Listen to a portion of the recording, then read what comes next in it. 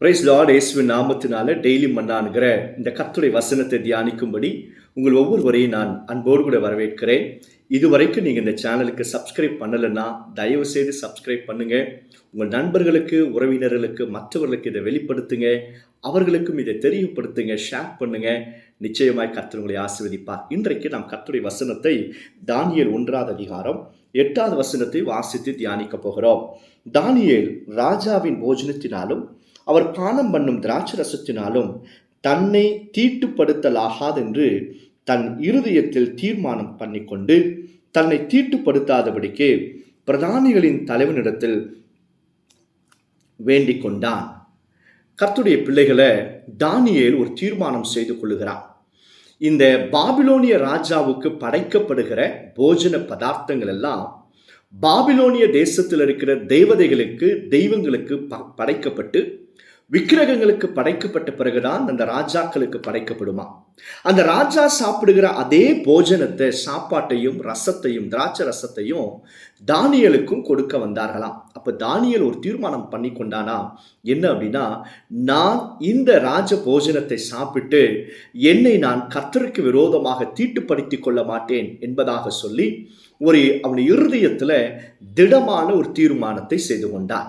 அப்போ வேதத்தில் எழுதப்பட்டிருக்கு, நீங்க அந்த அதிகாரத்தில் வாசித்து பார்க்கும் பொழுது, பாபிலோனிய ராஜ போஜனத்தை சாப்பிட்டவங்களுக்கு 3 வருஷத்துக்கு அப்புறம் தான் கலை வருமா, ராஜக்கலை வரும், ஞானம் பிறக்கும், இதெல்லாம் வருமா. ஆனா 10 நாட்கள்ல வெறும் வெஜிடபிளா சாப்பிட்ட தானியேலுக்கும் ஷாத்ராக், மேஷாக், ஆபேத் நேகு என்கிற வாலிபர்களுக்கும் 10 நாளுக்குள்ளாக அவர்களை கர்த்தர் ராஜ கலை அவர்களுக்குள்ளாக உண்டாக்கி எல்லா வாலிபர்களை பார்க்கிலும் ஞானத்திலும் எழுத்திலும் பேச்சிலும் எல்லாவற்றிலையும் அவர்கள் சிறந்து விளங்கினார்கள் என்பதாக வேதத்தில் எழுதப்பட்டிருக்கு. உங்களுக்கு நல்ல ஞானம் வேணுமா? நீங்க செய்கிற தொழிலில் கர்த்தர் உங்களை ஆசீர்வதிக்கணுமா? மற்றவர்களை விட நீங்க டிஃபரண்டாக சிறந்து விளங்க வேண்டுமா?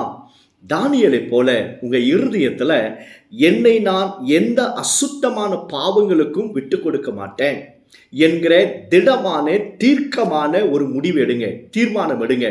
நல்ல கவனிங்க, நீங்கள் எடுக்கிற தீர்மானம் உங்களுடைய வாழ்க்கையை ஆசீர்வதிக்கும். நீங்கள் எடுக்கிற தீர்மானம் உங்களை மட்டுமல்ல, உங்க பிள்ளைகளுடைய பிள்ளைகளையும் ஆசீர்வதிக்கும். யோசுவா என்கிற ஒரு மனுஷன், தேவ பக்தன் இருந்தார்.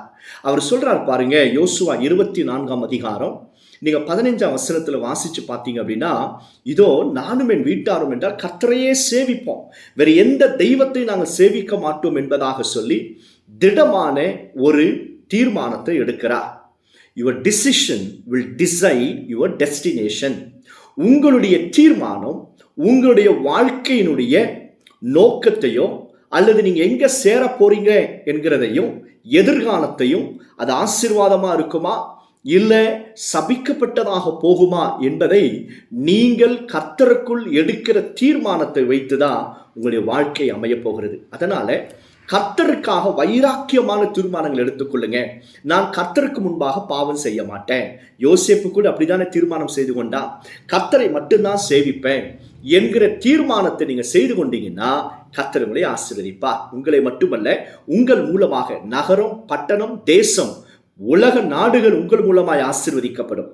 உங்கள் மூலமாக உங்க பிள்ளைகளுடைய பிள்ளைகளும் ஆசீர்வதிக்கப்படும். உங்க தலையை கர்த்தர் உயர்த்துவார். அநேகருக்கு முன்பாக உன்னை ஆண்டவர் உயர்த்தி வைப்பார். ஒருவேளை இயேசுவை நீங்க ஏற்றுக்கொண்டதுனால, வேறு எதையும் நான் ஆராதிக்க மாட்டேன் என்பதாக தீர்மானம் செய்து கொண்டதுனால நீங்கள் கைவிடப்பட்டிருக்கலாம், நிந்திக்கப்பட்டிருக்கலாம், அவமானப்படுத்தப்பட்டிருக்கலாம், நீங்கள் நிந்திக்கப்பட்டிருக்கலாம், உங்களை பைத்தியக்காரன் என்று சொல்லி ஒதுக்கி வைத்திருக்கலாம். கவலைப்படாதீங்க, கர்த்தருக்குள்ளாக மனமகிழ்ச்சியா இருங்க. ஏன் அப்படின்னா, நீங்கள் கர்த்தருக்காக பாடுகள் படும் பொழுது கர்த்தர் உங்க அண்டையில வருகிறார். பரலோகமே உங்க சார்பில் வந்து நிற்கும். கவலைப்படாதீங்க, உங்களை ஆண்டவர் மகிமையாய் மாற்றுவார். அதனால நீங்க சரியான தீர்மானங்கள் கர்த்தருக்காக வைராக்கியத்தோடு எடுங்க. கர்த்தர் உங்களுடைய சார்பில் வந்து நிற்பார்.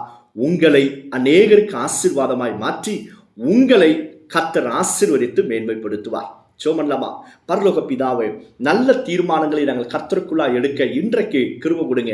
அந்த சில டிசிஷன்ஸை, முடிவுகளை எடுக்க முடியாதபடிக்கு தவிக்கிற பிள்ளைகளுக்கு இன்றைக்கு இது சரி இது சரியில்லை என்கிற ஆண்டவர் அந்த நடத்துதலை கொடுத்து சரியான முடிவுகளை எடுக்க கிருபத்தார்.